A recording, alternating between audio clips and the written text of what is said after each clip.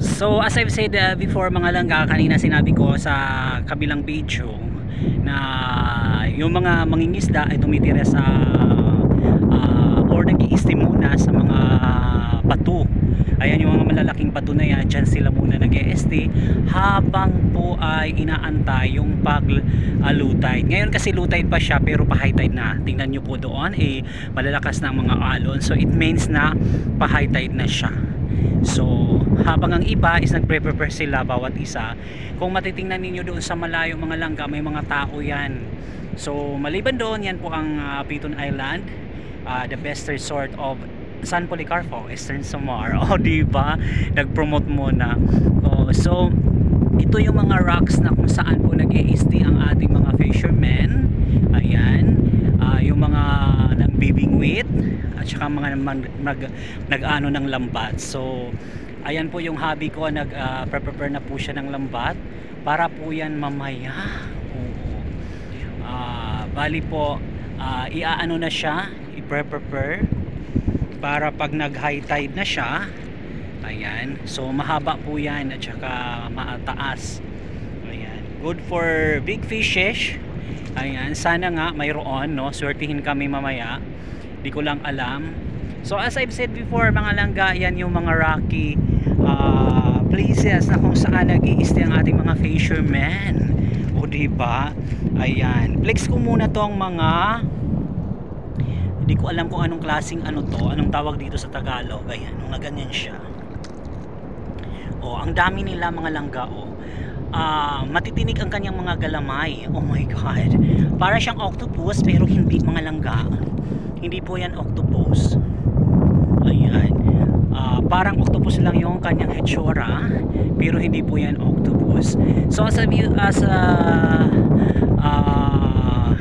I've said before, sabi ko diyan nakatira ang ating mga fishermen, mga fisherwoman. Ayan, diba may mga fisherwoman na ngayon. Oo, marami po nagbibingwit, sumasama sa kanilang mga hobby. Ayan, minsan naman trip lang din. Ayan, so napakaganda po ng dagat ng Eastern Samar. Opo, isa po sa pinakamalawak na karagatan ang dagat ng Eastern Samar. So ipinagmamalaki ko po ito ng bonggang-bongga at sobrang-sobra.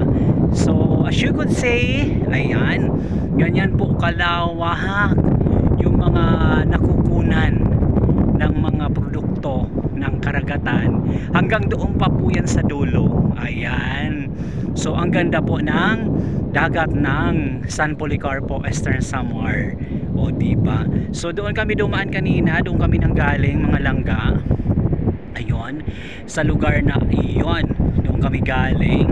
So ngayon ang time is 6 in the afternoon na, 6 PM na mga langga. So medyo madilim-dilim na ever, bonggang-bongga ang kadiliman. So pero dahil ang camera natin is maliwanag pa rin siya tingnan. O diba, at nakikita pa rin natin yung tubig. So habang yung hobby ko dyan is nagprefer, may nakita na naman ako dito. Ayan siya, black creature. My god, may creature. Ayan, comment sa ating comment section. Ayan, kung anong klaseng creature to. Super haba siya. Diba, so may ganon. Ayan mga love. Ayan, yung mga mangingisda natin mga love, habang nandyan sila sa mga bato na yan, sa mga batuhan, is mayroon silang mga dala na kanya-kanyang lutuan. Alam nyo ba kung ano mga dala nila? Yung coconut husk, tapos syempre nakaprepare sila ng mga raincoat, at saka yung mga yung mga pang cold materials. So yun ang prepare nila para hindi sila lamigan.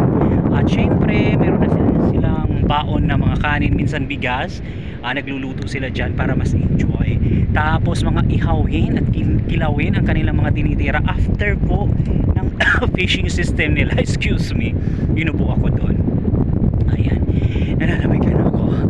So ayan mga langga, ganyan po ang ating San Policarpo, Eastern Samar karagatan. Ang ganda, di po ba? Ayan, so ayun yung hobby ko, prepare na siya ng prepare na lambat. para doon sa mga isda. So mamaya pong gabi, pag nag-ano na kami, pag kinuha na namin yung mga lambat, ipapakita ko po sa inyo kung ano yung mga mahuhuli namin, kung mayroon man po. Egregious si Lord. Ayan, sana nga po ma-bless kami ng bonggang-bongga. Ayan, prayer ko lang, sana ay magkaroon nga. Ayan, so hindi naman yan sinisero ni God, di ba? Lagi kasi siya nagpre-prepare para sa lahat.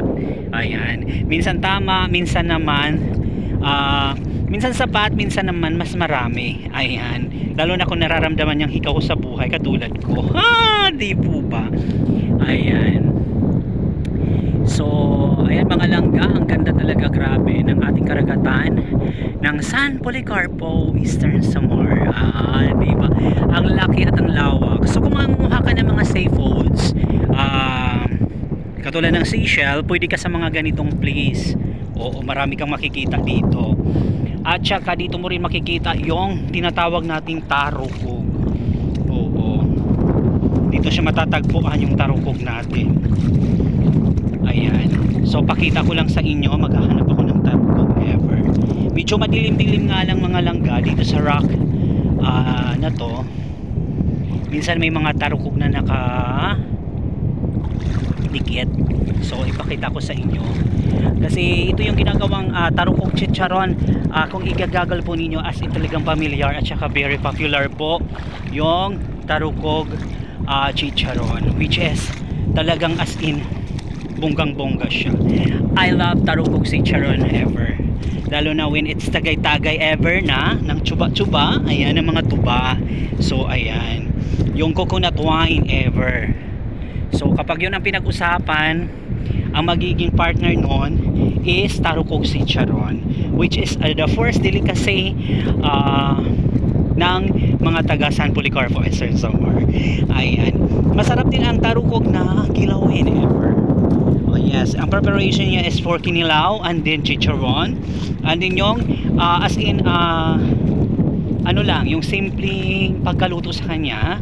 One day ipapakita ko sa inyo the 3 preparation for the tarukog. Ayan, yung chicharon, apat pala yung preparation niya. Tarukog chicharon, meron siyang, may tawag dun sisig na tarukog, chicharon na tarukog, adobong tarukog, din yung lapwa ever. Lapwa, hindi ko alam sa Tagalog kung ano ang lapwa ever. Dito sa amin ang term nun lapwa lang. Ayan, parang inaano lang siya, ginugulat ever, ganon. Ayan, so ganyan siya. So ang ganda po ng ating view pagdating doon. So makikita dito ang Apeton Island. Yan po yung nakikita po natin, yan is Apeton Island. So ayan mga love, mamaya po pag nag-ano na tayo, kumuha na ng mga fish, is i-vlog ko po ulit yun para makita po ninyo. Ayun, dumilim na nga.